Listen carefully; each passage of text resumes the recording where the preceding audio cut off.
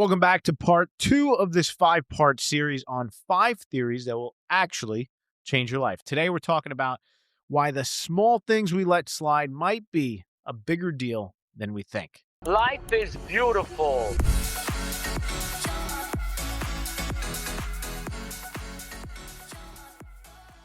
So in the 1990s, New York City was a complete mess, and Time magazine didn't call it the Big Apple. They actually called it the Rotting Apple. Wow, whoever wrote that really needs, I hope they got a bonus for that. Pulitzer Prize. That's some good copywriting right there. And the reason they called it the Rotting Apple was because crime was through the roof. The city was dirty. It was covered in graffiti. People were jumping turnstiles in the subway stations. They were drinking in public, basically just doing whatever the hell they wanted. I remember our parents telling us that Manhattan was really dangerous. You couldn't walk with your chain out. You would get it snatched. Yeah. There was prostitution everywhere. It was a wild place in the 90s. Then a man who a lot of us know after the recent elections named Rudy Giuliani gets elected in 1993, and he brings in a new police commissioner named William Bragg. And everyone is waiting for this big crackdown, for more cops to just be going ham on the streets and just cracking down on everyone and going after the murderers, the drug dealers, and going nuts. But that's not what happened. Instead, they did something that no one expected. They cleaned the subway. So they pulled every graffiti-covered car out of service immediately. It didn't matter which line, didn't matter what time. If a car came in tagged, it got pulled until it was clean. There were no exceptions to this rule. And people thought they were crazy. Why would you go and clean the subway instead of taking care of the actual murders happening on the streets? But here's what they understood that everyone else missed. The graffiti was not just graffiti. It was a signal. It was the city saying, nobody is in charge here. Nobody cares. Do whatever you want. Yeah. So that's exactly what people did. They changed the signal. Violent crime dropped 56%. Property crime dropped 65%. And it became one of the biggest urban crime turnarounds in American history.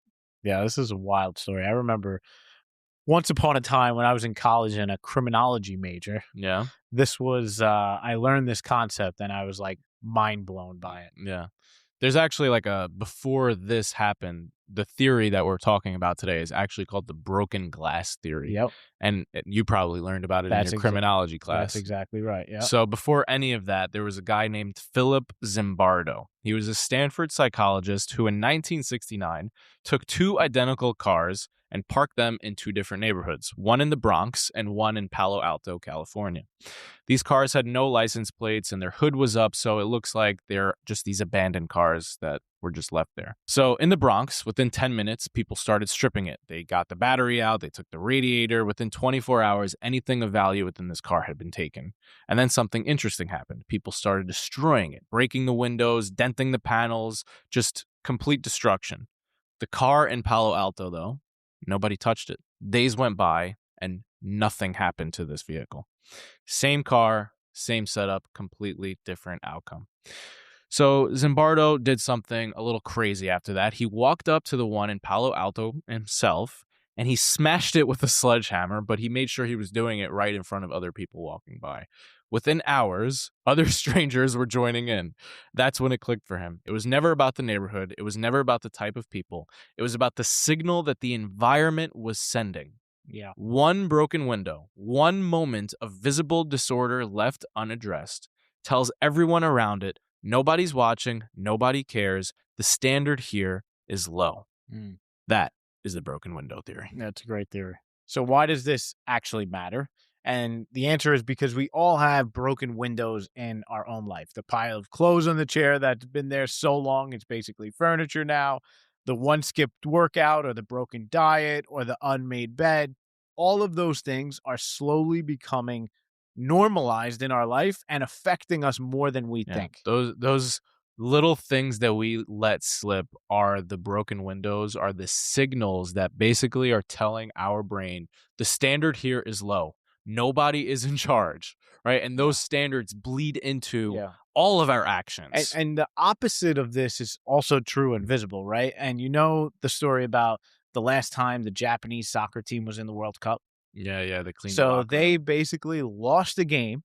And after they lost the game, they went to the locker room and they cleaned every single inch of the locker room and made it even cleaner than it was before they came there. Yep. And the reason they did that is because in Japan, that is a standard that they live up to. When we were in Japan for the Amazing Race, it was one of the cleanest places we've ever been in our entire life. And awesome. Everyone acted accordingly because that was the standard that was set. Yep. I think the one for me that it's so hard for me to like fix this broken window, but after making this episode, I know I need to do it, is my closet. My closet gets messy. Like there are times, like I'll clean my closet like once every 6 months. Like I'll organize everything, I'll fold everything, I'll put everything away nicely. And then over time, like eventually like one thing gets out of place. And then next thing you know, I'm literally just throwing the sweater into the closet, like slamming the thing shut because one thing got out of place. And then it became the standard here is low. I don't give a shit about my closet. It's not organized.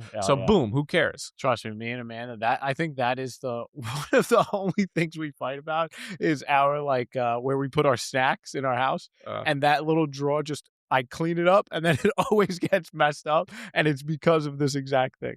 Yeah, these little things that we let slide are affecting our standards more than we think. And so the call to action for today is to fix one broken window in your life right now. Whether that's make your bed if it's not made, or if you don't make it, that's the simplest place to start. Clean out your desk. Send an email that you've been needing to send that maybe that's your broken window. Get back to the gym and take care of your health. Maybe that's your broken window. The moment you fix one of those broken windows, you start building momentum and you immediately raise the standard for your life, and you start showing up differently and operating differently. Just think back to that subway. You'd be proud of me. This morning, because I was influenced by this episode, I came in and made sure I cleaned up my desk and got rid of all the clutter, wiped it down. I even cleaned all the dust. I saw you put an air freshener. Put an air freshener. I like that. Is that because of this episode? Yeah, it was. Wow. And now I feel like we're clean and fresh start, and recording some good episodes here. Hell yeah. All right. Fix one broken window. Love you. Thanks for hanging out with us. Peace.